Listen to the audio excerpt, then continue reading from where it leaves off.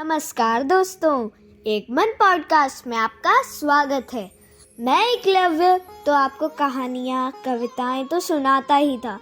आज मैं और मेरे दोस्त भी एक नाटक लेके आए हैं और उस नाटक का नाम है ऐसे भी बच्चे। तो चलिए कुछ अच्छा सुनते हैं। नाटक ऐसे भी बच्चे। एक सुबह कुछ विद्यार्थी अपने अपने कंधों पर बस्ते लटकाए स्कूल जा रहे थे। उनके चेहरों पर उत्साह और प्रसन्नता थी। सर्दी के कारण उन्होंने ऊपर से नीचे तक ऊनी वस्त्र पहने हुए थे। उसी सड़क पर कुछ नंगे बच्चे नंगे पांव, कंधे पर फटी बोरी टांगे, फटे पुराने कागजों के टुकड़े, इधर उधर बिखरी प्लास्टिक की गंदी थैलियां चुन रहे थे। उनके कुम्हलाए मुख और पपड़ाए होठ भूख व ठंड की कहानी कह रहे थे। स्कूल जाते बच्चों को ये सदा टकटकी लगाकर देखते थे। हीरा मोती से कहता है, मैं सुबह जब इन बच्चों को स्कूल जाते देखता हूँ तो सोचता हूँ क्या मेरे कंधे पर भी कभी बस्ता होगा। लोग तो रात में सपने देखते हैं, तू तो दिन में ही सपने देखने लगा।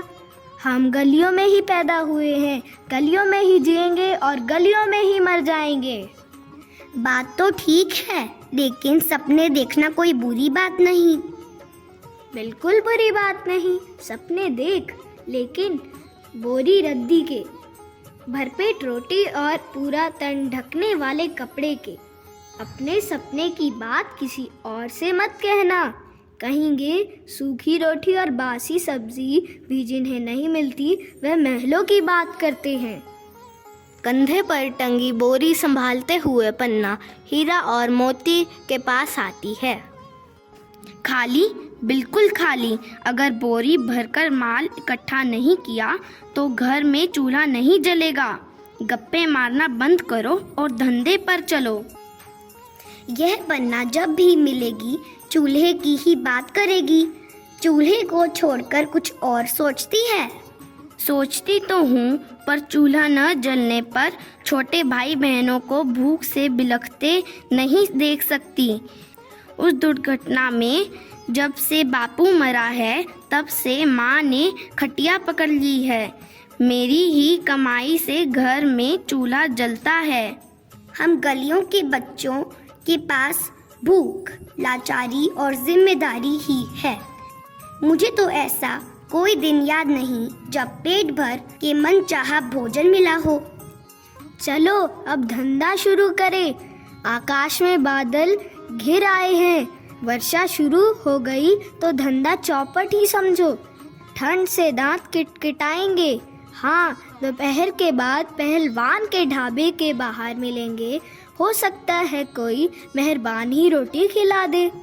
तीनों अलग अलग दिशाओं में बढ़ जाते हैं।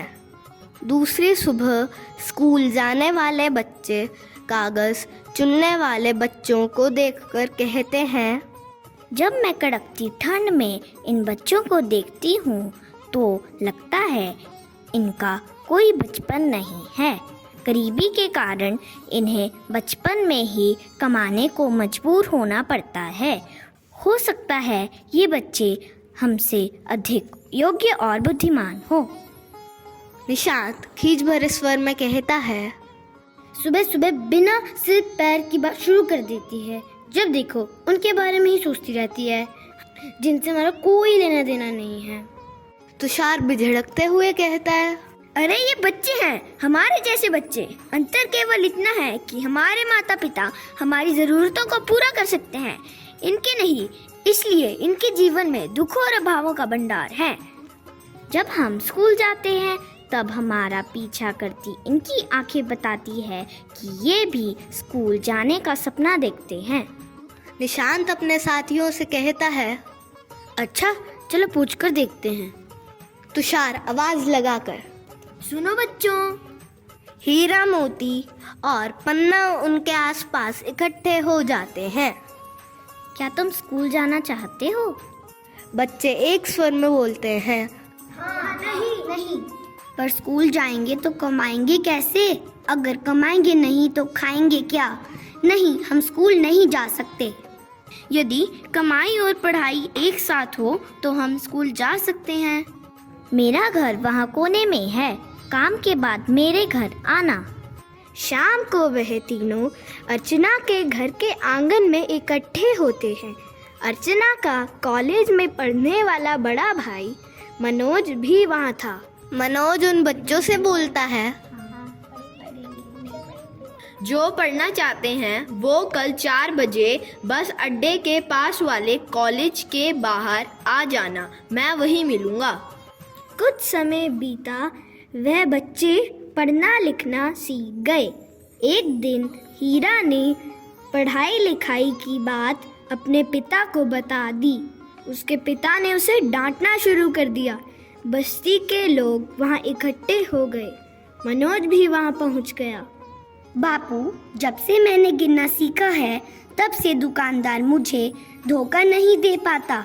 जितने माल के पहले 10 रुपए देता था उतने के अब 20 रुपए देता है। मनोज वहाँ खड़े लोगों से कहता है, यदि ये बच्चे थोड़ा पढ़ लिख लेंगे तो कोई इन्हें लूट नहीं पाएगा। बड़े होने पर ये अपने बच्चों की देखभाल भी अच्छी तरह कर सकते हैं। अच्छा भैया, अब तो मैं ही नहीं, मेरे साथी भी पढ़ना लिखना सीखेंगे। इस नाटक में मोती की आवाज़ दी है एकलव्य ने, हीरा की आद्या ने, पन्ना की प्रगुण ने, अर्चना की भव्या ने, निशांत की धैर्य ने, तुषार की नैत्विक ने, मनोज की आरव कुश ने, हीरा के पिता की आवाज़ अर्नव सागवान ने। इस नाटक का सूत्रधार था लवे। धन्यवाद। एक मन पॉडकास्ट सुनते रहिए।